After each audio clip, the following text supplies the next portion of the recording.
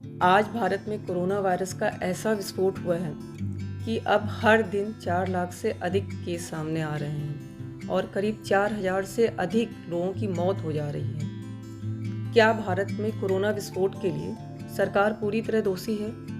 हम यानी कि आम जनता अपने स्तर पर पूरी तरह सही और निर्दोष है। हमने कोरोना बचाव के सारे नियम जैसे मास्क लगाना, सोशल डिस्टेंसिंग, भीड़ भाड़ वाली जगहों पर अनावश्यक न जाना, ये सभी नियम माने हैं। क्या हमें पहले से नहीं पता था कि बीमारी की दूसरी लहर पहले से ज़्यादा खतरनाक होगी और आने वाले समय में तीसरी लहर पहली और दूसरी लहर से ज़्यादा खतरनाक? अगर हम चाहते हैं कि अब हालात सुधरें तो हमें जागरूक होना होगा। हमें ये जानना होगा कि हमने कहाँ कहाँ गलती की है और उस गलती को सुधारना भी होगा। पहली गलती हमसे ये हुई कि हमने कोरोना के बचाव के नियमों का पालन ही नहीं किया।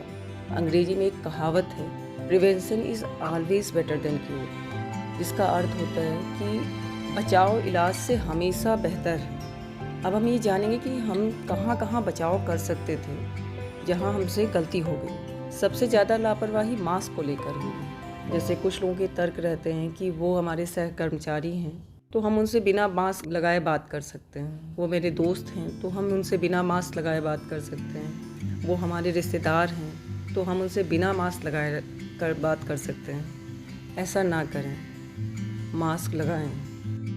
हम में से कुछ लोग मास्क तो लगा लेते हैं लेकिन उसको सही ढंग से नहीं लगाते। उनका मास्क या तो गले में झूल रहा होता है या तो उनके मुंह पर टिका होता है या उनका नाक मुंह दोनों ही खुला होता है। मास्क इस तरह से लगाना है कि आपका नाक और मुंह दोनों अच्छी तरह से ढका हो।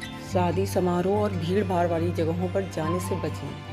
सोशल डिस्टेंसिंग के नियमों का पालन करें। सार्वजनिक स्थानों पर ना थूकें। शुरुआत में वैक्सीनेशन को भी लेकर काफ़ी लापरवाही है। कई लोगों ने डर की वजह से वैक्सीनेशन नहीं कराया। ये सारे कुछ ऐसे नियम हैं जिन्हें अपनाकर हम कोरोना फैलने से रोक सकते हैं। कई बार हम कोरोना को पहचानने और स्वीकारने में देरी कर देते हैं। कोरोना के लक्षण बहुत ही सामान्य हैं, जैसे बदन दर्द, कमजोरी, नाक बहना, थकान रहना, सर्दी खांसी, तेज बुखार, डायरिया, उल्टी। इन लक्षणों को नज़रअंदाज ना करें।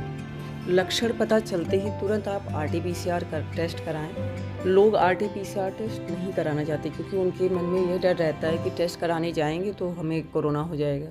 और कई जगह ऐसी भी है कि जहां RT-PCR टेस्ट संभव नहीं है या फिर टेस्ट की रिपोर्ट 4-5 दिनों में भी आती है। ऐसी स्थिति में आपको अपने डॉक्टर से मिलकर दवाएं शुरू कर देनी चाहिए। रिपोर्ट आने के इंतज़ार में बैठना नहीं चाहिए। अगर आपको कोरोना के लक्षण हैं तो आपको अपने घर में क्वारंटीन हो जाना चाहिए।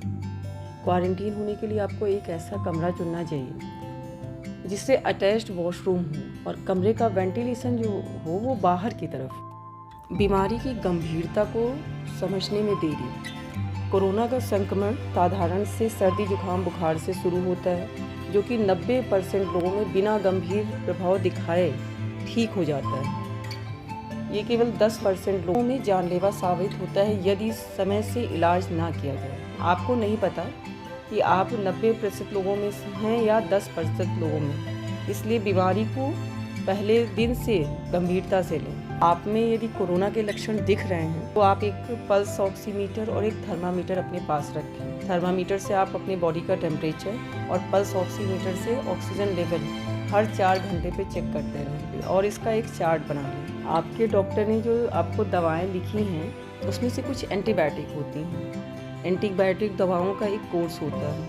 अगर आपको पहले से आराम हो भी गया है फिर भी उन दवाओं का कोर्स पूरा करना होता है। दवाओं को अपनी मर्जी से बीच में नहीं छोड़ें। 6-7 दिन में यदि आपकी तबीयत में सुधार नहीं होता है और ऑक्सीजन लेवल 90 या उससे नीचे जा रहा है तो आपको डॉक्टर की सलाह से स्टेरॉयड शुरू करना चाहिए। डॉक्टर आपकी स्थिति को देखकर बताएंगे कि आपको घर पर रहकर केवल कुछ इंट्रावेनस इंजेक्शन लगवाने हैं, कुछ ब्लड चेकअप्स और चेस्ट एक्सरे या ज़रूरत पड़ने पर CT स्कैन करवाने को कह सकते हैं। आप उनकी सलाह को गंभीरता से लें। अगर आपके डॉक्टर की सलाह है कि आपको हॉस्पिटल में एडमिट होना चाहिए तो आप स्थिति गंभीर होने का इंतज़ार ना करें। अक्सर लोग हॉस्पिटल तब पहुंचते हैं जब उनका ऑक्सीजन लेवल गिरकर 30 या 40 हो जाता है और मरीज की स्थिति गंभीर हो जाती है। अस्पताल में डॉक्टर की देखरेख में आपको antibiotic, steroid, vitamin C, zinc के टैबलेट के साथ साथ एंटीकोगुलेंट के इंजेक्शंस लगते हैं। कोरोना वायरस नसों में खून का थक्का जमा देता है, जिसकी वजह से हार्ट अटैक होने की संभावना बढ़ जाती है। कोई भी दवा डॉक्टर की सलाह के बिना ना लें। अगर आप अपना इलाज घर पर आइसोलेट होकर करा रहे हैं तो डॉक्टर के संपर्क में बने रहें। ध्यान रखें, बीमारी का पहला हफ्ता आपके हाथ में है, दूसरा हफ्ता डॉक्टर के हाथ में है, तीसरा हफ्ता भगवान के हाथ में है। अब ये निर्णय आपका है कि आप अपनी ज़िंदगी की डोर किसके हाथ में देना चाहते हैं। आइए इस संदेश को सभी तक पहुंचाएं।